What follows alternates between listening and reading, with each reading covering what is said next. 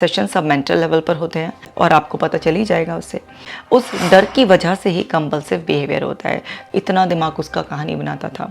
तो एक्सपोजर में ये भी बहुत इंपॉर्टेंट है। बहुत सीवियर लेवल का था, बहुत पैनिक हो जाती थी। तो आपको वो फील भी होगा ना हाथ में, मेंटल कंपल्शंस के एक्सपोजर्स कैसे किए जाते हैं। हेलो माय डियर वंस, आज इस वीडियो में बात करने वाली हूँ मैं ERP के बारे में। आप तो जानते ही हैं कि OCD के ट्रीटमेंट में एक्सपोजर्स कितने इम्पॉर्टेंट हैं। ERP जो थेरेपी है वो रिकंडीशनिंग पर बेस्ड है। आप मेरी वीडियोस के थ्रू ऑलरेडी जानते हैं कि कंडीशनिंग क्या होती है, फिर भी मैं क्विकली रिवाइज करा देती हूँ। डॉक्टर पावलोव, जिन्होंने कंडीशनिंग का एक्सपेरिमेंट किया था, उन्होंने डॉग लिया था और उस डॉग के सामने उन्होंने बेल बजाई थी, लेकिन डॉग ने कोई रिस्पॉन्स नहीं दिया था। फिर उन्होंने डॉग को फूड ऑफर किया था और फूड से तो नेचुरल कंडीशनिंग है, तो उसका सलाइवेशन स्टार्ट हो गया था। तो उन्होंने फर्दर इस एक्सपेरिमेंट को बढ़ाया और उन्होंने बेल बजाई और उसके साथ फूड दिया, बेल बजाई उसके साथ फूड दिया। कुछ दिनों बाद उनको ये रिज़ल्ट मिला कि बेल बजाते ही डॉग समझ जाता था कि अब खाना भी आने वाला है और उसका सलाइवेशन स्टार्ट हो जाता था। तो ये है दो अलग अलग चीज़ों को, जो बेल से न्यूट्रल था, कुछ भी रिस्पॉन्स नहीं आ रहा था, उसकी कंडीशनिंग फूड से हो गई। तो अब ऐसे ही OCD वालों की कंडीशनिंग हो जाती है किसी भी पर्टिकुलर सिचुएशन से, किसी ऑब्जेक्ट से, किसी एक्टिविटी से, किसी भी चीज़ से हो सकती है। सो OCD में जैसे आप जानते ही हैं कि एक पर्सन के अंदर अनवांटेड ऑब्सेशंस आते रहते हैं। ऑब्सेशंस सब मेंटल लेवल पर होते हैं, यानी कि उसके दिमाग में कोई थॉट, कोई अर्ज, कोई इमेज, कुछ भी ऐसा आता रहेगा और उससे बहुत ज़्यादा एंग्जाइटी जुड़ी हुई होती है, डिस्कम्फर्ट जुड़ा हुआ होता है, बहुत डिस्ट्रेस फील हो रहा होता है, फियर होता है। अब उसकी वजह से वो पर्सन बहुत ज़्यादा एक पैनिक की मोड में होता है और उस एंग्जाइटी को, उस डिस्कम्फर्ट को रिलीज़ करने के लिए उसे कोई एक्शन लेना पड़ता है। वो फिज़िकल एक्शन भी होता है या फिर उसका कोई मेंटल एक्शन भी होता है या अवॉइडेंस भी होता है। किसी भी तरीके से कंपल्सिव बिहेवियर करना पड़ता है जिससे वो जो एंग्जाइटी, वो फियर, पैनिक वाली फीलिंग होती है, वो टेम्परेरी उससे रिलीफ मिल जाता है। पर यहाँ पर OCD का रीइंफोर्समेंट हो जाता है। अब ये जो OCD का रीइंफोर्समेंट हो जाता है, ये OCD को स्ट्रॉन्ग बनाता रहता है। सो ERP इसी रीइंफोर्समेंट को रोकने की, यानी कि आपके कंपल्शंस को ख़त्म करने की बहुत ही पावरफुल थेरेपी है। जैसे मैंने बताया कि ये रिकंडीशनिंग थेरेपी है, यानी कि हम क्लाइंट को उसके ट्रिगर को एक्सपोज करते हैं और वहाँ पर जो ऑब्सेशन दिमाग में आ रहे होते हैं उसको किसी भी कंपल्शन से ख़त्म करने की बजाय, वो जो एंग्जाइटी फील हो रही होती है, जो बहुत डर लग रहा होता है, जो बहुत ही ज़्यादा सीवियर इमोशनल रिस्पॉन्स आ रहा होता है, उसको कंपल्शन से रिलीज़ करने की बजाय हम वहाँ पर एक्सपोज कराते हैं, फेस कराते हैं उस सिचुएशन को, यानी कि उस एक्शन को, जो कंपल्सिव एक्शन है उसको रिप्लेस करते हैं एक नॉर्मल एक्शन से। सो ये स्टार्टिंग में बहुत ही ज़्यादा तकलीफ़ दे सकती है उन OCD सफ़रर्स को जो मॉडरेट टू सीवियर लेवल पर होते हैं। जिनकी OCD माइल्ड लेवल पर होती है, उनको एक्सपोजर्स कराना कंपैरेटिवली बहुत आसान होता है, क्योंकि उनको माइल्ड लेवल की प्रॉब्लम होती है तो वो इजीली कोऑपरेट करते हैं और वो माइंड भी सेटअप आसानी से कर पाते हैं। लेकिन जिनको मॉडरेट टू सीवियर होती है, उनके लिए अपना मेंटल सेटअप करना इस तरह से कि वो एकदम अभी एक्सपोज करने के लिए रेडी हैं, या उस टाइम पर जो उनको बहुत डिस्ट्रेसिंग फीलिंग्स आ रही होती हैं, ऐसा फील हो रहा होता है कि अगर इस सिचुएशन से नहीं भागे या अपना कंपल्शन नहीं किया तो कुछ सच में जो थॉट्स बता रही हैं, जो भी दिमाग में इमेजेस आ रही हैं, वो सच हो जाएंगी। उनको बहुत ज़्यादा ऐसा होता है। तो कई बार वो लोग पैनिक हो सकते हैं। प्रॉब्लम घटने की बजाय प्रॉब्लम बढ़ भी सकती है कि नेक्स्ट टाइम वो एक्सपोजर के लिए रेडी नहीं होंगे। तो उन लोगों के साथ बहुत ज़्यादा संभल कर एक्सपोजर्स प्लान करने होते हैं। अब जैसा जिस पर्सन की प्रॉब्लम होती है उसी के हिसाब से उसका एक्सपोजर प्लान किया जाता है। जिनके फिज़िकल कंपल्शंस होते हैं उनके लिए वही सिनेरियोज क्रिएट किए जाते हैं, उनके लिए फ़िज़िकल ही एक्सपोजर्स होते हैं। जिनके मेंटल कंपल्शंस होते हैं सो उनके मेंटल एक्सपोजर्स होते हैं। जो अवॉइड कर रहे होते हैं सो उनको फिज़िकल है तो फिज़िकली उनको एक्सपोज कराया जाता है, मेंटल है तो मेंटलाइज से एक्सपोजर कराया जाता है। अब इसमें बहुत सारी और सब थेरेपीज़ को भी कंबाइन किया जाता है। जैसे आप माइंडफुलनेस थेरेपी, जिसमें कि एक पर्सन को कैसे माइंडफुल रहना है, अपनी सेंसेस से कैसे क्लूज़ को कैच करना है, रिलैक्सेशन टेक्निक्स का बहुत ज़्यादा इन्वॉल्वमेंट होता है। इसी तरह से ACT, acceptance and commitment therapy, जिसमें जो थॉट हैं, ऑटोमेटिक थॉट हैं, वो आएंगे, आपका उन पर कंट्रोल नहीं है। आप थॉट ब्लॉक करने के चक्कर में मत लगो। जितना आप अपने माइंड से फाइट करोगे, उतना माइंड अपनी कैपेसिटी बढ़ा देगा और आपसे उसकी लड़ाई और बढ़ती चली जाएगी। तो जो आ रहा है आ जाने दो। अपने आप को थॉट से एसोसिएट करने की बजाय डिसएसोसिएट करो, डिस्कनेक्ट करो। थॉट जस्ट थॉट है। थॉट कोई ऐसा डायरेक्टिव नहीं है कि आपको जो वो बोल रहा है कि उसी पर ही, उसी के बेस पर एक्शन लेना है। नहीं, थॉट्स जस्ट एक कॉग्निटिव फंक्शन है, उनको ये सब चीज़ें समझाई जाती हैं। और थॉट से सेपरेट रहना, यानी कि ऑब्जर्वर मोड में कैसे रहते हैं, वो सब चीज़ें सिखाई जाती हैं। और कमिटेड कि अगर आपको एक्शन नहीं लेना है, वो रिचुअल परफॉर्म नहीं करना है तो नहीं करना है। उस कमिटमेंट के साथ उनको उनका बाद की जो वैल्यू एरियाज़ होते हैं, उनको बार बार रिमाइंड कराया जाता है कि आपकी ज़िंदगी में ये जो भी उनका OCD होता है, चाहे वो चेकिंग का हो, क्लीनिंग का हो, किसी का कोई भी किसी भी तरीके का हो, तो उनको वो याद दिलाया जाता है कि आपका की लाइफ में वैल्यू ये नहीं है, आपकी लाइफ की ये अदर वैल्यूज़ हैं जो आप ही ने डिसाइड की है। तो इसमें ACT का भी बहुत इंपॉर्टेंट रोल होता है। सिस्टमेटिकली डिसेंसिटाइज किया जाता है किसी पर्सन के फियर को, क्योंकि डर होता है, उस डर की वजह से ही कंपल्सिव बिहेवियर होता है। तो सिस्टमेटिकली जब डिसेंसिटाइज करते हैं किसी के भी फियर को, तो वो चीज़ काम करने लग जाती है। जैसे मैं आपको एक एग्जांपल बताती हूँ। एक लड़का था जिसको ये डर लगता था कि जब भी वो टॉयलेट का यूज़ करेगा तो उसका सीमन निकल जाएगा, और उसके बाद कोई भी फीमेल अगर उसी वॉशरूम को यूज़ करेगी तो वो प्रेग्नेंट हो जाएगी। तो उसको बहुत ही ज़्यादा सीवियर फियर था। अब बताइए कि टॉयलेट तो हम दिन में कम से कम 6-7 बार तो यूज़ करते ही हैं। अब वो अपने जो टॉयलेट के अर्जेस हैं, उसको जो है ना, यूरिनेशन की जब अर्ज आती थी तो वो उसको रोकने लगा था, सप्रेस करने लगा था उसे, तो उससे तो प्रॉब्लम और ज़्यादा बढ़ जाती है। या जब वो जाता था वहाँ पर तो बहुत ज़्यादा टॉयलेट सीट को पूरा क्लीन करना उसको, और घंटों घंटों तक टॉयलेट में खड़े रहकर ये देखना कि कहीं कोई सीमन का कोई ड्रॉप तो नहीं है, क्योंकि उसके बाद वॉशरूम को कोई और भी तो यूज़ करेगा ना। तो उसको घर में भी प्रॉब्लम थी, उसके घर में सिस्टर, मदर सब थे, मेड भी आती थी, तो उसको वहाँ पर भी डर लगता था। बाहर भी अगर कहीं जाता था, फ्लाइट में या कहीं पर भी ऐसे किसी और के घर, कहीं भी ऐसे पब्लिक प्लेस पे, तो उसको डर लगता था कि उसके बाद अगर किसी फीमेल ने यूज़ किया तो वो प्रेग्नेंट हो जाएगी, उसके लिए कितना एम्बैरेसिंग होगा, कितना उसको शर्म आएगी, और वो सुसाइड कर लेगी और वो सब चीज़ें ब्लेम मुझ पर आएगा। इतना दिमाग उसका कहानी बनाता था।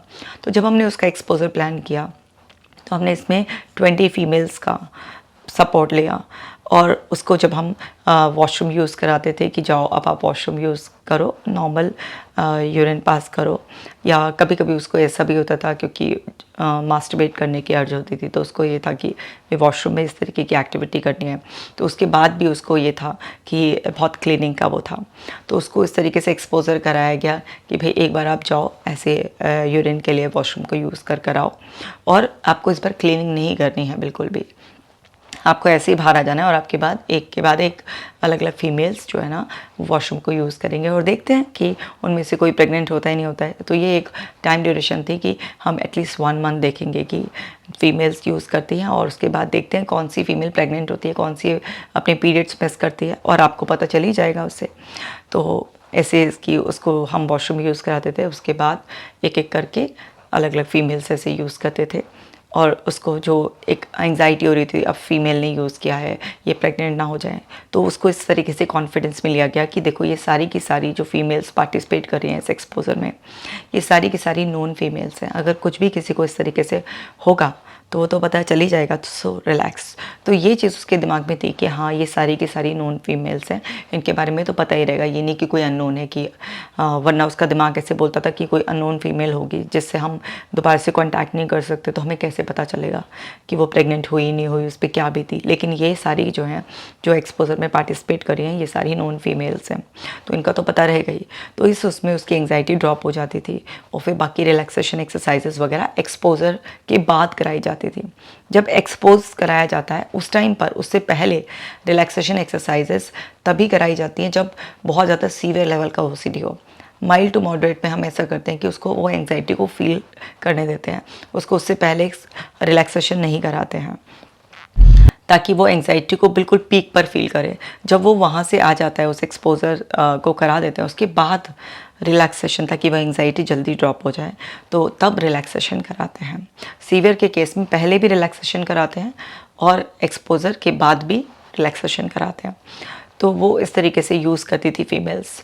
तो वो पीरियड भी था और देखा उनमें से कोई भी इस तरीके से कुछ प्रेग्नेंट नहीं हुई, कुछ नहीं हुई। तो जब ये ऐसे रियलिटी बेस्ड एविडेंसेस आए सामने, तो उसको समझ में आ गया, जो चीज़ लिटरली कॉग्निटिव थेरेपी के थ्रू भी समझाई जा रही थी पहले, कि किस तरीके से डिस्टॉर्टेड वे में आपका माइंड आपको ये सब चीज़ें बता रहा है और आप उससे बिलीव कर रहे हो और एक्शन ले रहे हो, इसलिए स्ट्रांग हो रहा है। तो उस चीज़ के प्रैक्टिकल करने के बाद एविडेंसेस भी आ गए। तो उसका दिमाग ने उस तरीके की चीज़ें जो बार बार प्रोड्यूस कर रहा था और उससे वो बहुत परेशान हो रहा था, पैनिक हो रहा था, वो सब उसका फियर वहीं पर ही ख़त्म हो गया। तो इस तरीके से भी एक्सपोजेस प्लान कराए जाते हैं।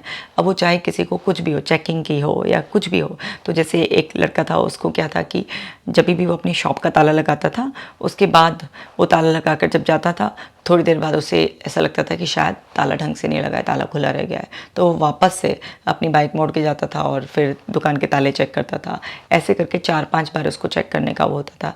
तो उसको भी इस तरीके से हमने एक्सपोजर कराया कि भाई आपको ताला जब लगाना है तो माइंडफुल रहना है, सेंसेस से क्लू पकड़ने हैं। आप जब ताला पकड़ोगे तो सॉलिड मटेरियल है, तो आपको वो फील भी होगा ना हाथ में, तो माइंडफुल रहना है। उसे माइंडफुलनेस थेरेपी ड्यूरिंग एक्सपोजर। वो फिर जब आप उसमें चाबी लगाओगे, चाबी घुमाओगे, तो उसकी आवाज़ भी है, आपके हाथ का मूवमेंट भी है, तो उस चीज़ को नोटिस करो और वो क्लूज़ को रिसीव करो। तो माइंडफुलनेस थेरेपी से कराई कि जब आपको ताला बंद करने की पूरी आवाज़ आ जाए और आदमी ऐसे एक बार खींचता ही है ताला बंद करने के बाद, तो इससे आप अपने ब्रेन को तभी सजेशन दोगे इट्स लॉक्ड। तो वो इंटरनल डायलॉग था, इट्स लॉक्ड। सो उससे फिर उसको जो है ना बोला कि आप जाओ वहाँ पर बाइक से आगे, और आपको जो अर्ज आएगी, सो उस अर्ज को फील करते हुए आपको बाइक को और तेज़ी से आगे लेकर जाना है और आपको जाना ही नहीं है पीछे मुड़कर। तो इस तरीके से जब उसको एक्सपोजेस कराए गए, तो शुरुआत में उसको पहले दूसरे दिन थोड़ी एंग्जाइटी हुई, लेकिन जैसे ही तीसरे दिन उसको एक्सपोजर कराया गया, तो उसके दिमाग ने वो जो क्लू सिखाया था उसको माइंडफुलनेस थेरेपी ड्यूरिंग एक्सपोजर, उससे पकड़ लिया और उसका ये चेकिंग का वो छूट गया। तो ये मैं बता रही हूँ आपको, वो लोग जिनको फिज़िकल ऑब्सेशंस और कंपल्शंस होते हैं, फिज़िकल कंपल्शंस होते हैं जिन लोगों को, तो उनका एक्सपोजर इस तरीके से प्लान कराया जाता है। जैसे एक और बता देती हूँ मैं, एक फ़ीमेल थी, उसको ना लेज़र्ड की पॉटी से बहुत ज़्यादा होता था, उसको छिपकली से बहुत प्रॉब्लम होती थी। छिपकली देखते एकदम घिन डर ऐसे लगता था उसे। तो सिस्टमेटिकली हमने उसको स्टेप बाय स्टेप कराया, क्योंकि उसको बहुत सीवियर लेवल का था, बहुत पैनिक हो जाती थी छिपकली के ख्याल से भी। तो उसको पहले रिलैक्सेशन टेक्निक्स बहुत ज़्यादा कराई गई। उसके बाद जब वो रिलैक्स रहती थी, तब उसको दूर से ऐसे छिपकली की फ़ोटो दिखाई जाती थी, तो उसको रिस्पॉन्स आता था, लेकिन उसको एंग्जाइटी फ़ील करने देते थे। नेचुरली उसकी एंग्जाइटी फिर ड्रॉप होने देते थे, और फिर जब उसकी एंग्जाइटी नेचुरली थोड़ी ड्रॉप होनी शुरू हो जाती थी, फिर क्विकली ड्रॉप करने के लिए उसको ब्रीदिंग एक्सरसाइज कराई जाती थी। फिर थोड़ा वही फ़ोटो उससे पास से दिखाना शुरू किया, फिर वही रिस्पॉन्स आता था। फिर वो इस तरीके से, फिर वो जो प्लास्टिक की छिपकली होती है ना, बाज़ार में मिलती है, उसको लाया गया, उसको दूर से दिखाया जाता था। फिर उसको थोड़ा और पास इस तरीके से, फिर उसको ऐसे लिटिल फिंगर से उसको टच, उसकी पूंछ को टच इस तरीके से कराया गया, प्लास्टिक की छिपकली को इस तरीके से। वो रिस्पॉन्स जो आ रहा था उसको बेयर करना सिखाया गया। उसको साथ के साथ क्या कॉग्निटिव फीडिंग तो चलती रहती थी, वो सब चीज़ें उसको कराई गई। इस तरीके से करते करते एक दिन छिपकली की पूंछ, प्लास्टिक की जो छिपकली थी, उसके हाथ में पकड़ा दी गई। तो उसको एंग्जाइटी बहुत हो रही थी, लेकिन क्योंकि हम ग्रेजुअल एक्सपोजर कर रहे थे, तो उसका सीवियर लेवल पर होने के बावजूद भी वो आराम से होल्ड कर पा रही थी। फिर उसको प्लास्टिक की छिपकली से इस तरीके से कि लो इसको घुमाओ, थोड़ा खेलो इसके साथ, कि ये भी ईश्वर का बनाया हुआ जीव है। वो सब कॉग्निटिव फीडिंग तो चली रही थी उसके साथ। वो जब प्लास्टिक की छिपकली के साथ थोड़ा नॉर्मल हो गई, फिर उसको इस तरीके से छिपकली की बहुत सारी डिफरेंट यूट्यूब से वीडियोस जो शूट की हुई होती हैं, वो सब दिखाई गई इस तरीके से। फिर उसको रियल में, क्योंकि अब छिपकली एकदम से आपको मिल जाए कहीं पर इस तरीके से, और पकड़ के भी नहीं ला सकते, तो ये बड़ा एक वेट करना होता है कि कहीं पर हमें रियल में छिपकली दिख जाए। तो इस तरीके से प्लान करते थे।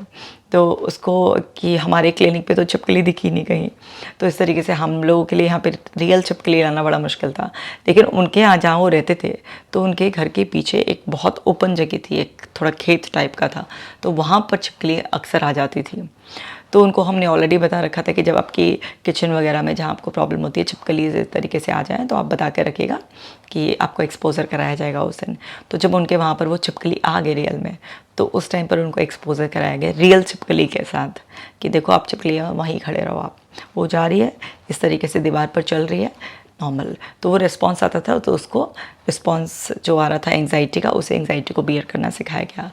फिर वहीं पर बिल्कुल क्लोज़ की यहाँ पर दीवार पर छिपकली चल रही है और यहीं पर वो खड़ी भी हैं और आराम से अपना काम कर रही हैं। इस तरह से ग्रेजुअल एक्सपोजर्स कराए गए। तो अभी इस वीडियो में मैं आपको बता रही हूँ वो जो फिज़िकल कंपल्शंस होते हैं लोगों की, क्योंकि वो बहुत साफ़ सफाई करती थी छिपकली की, जिससे उन्हें वहम रहता था छिपकली यहाँ से उतर गई होगी, वो हो गया होगा, इस तरीके से बहुत वो रहता था।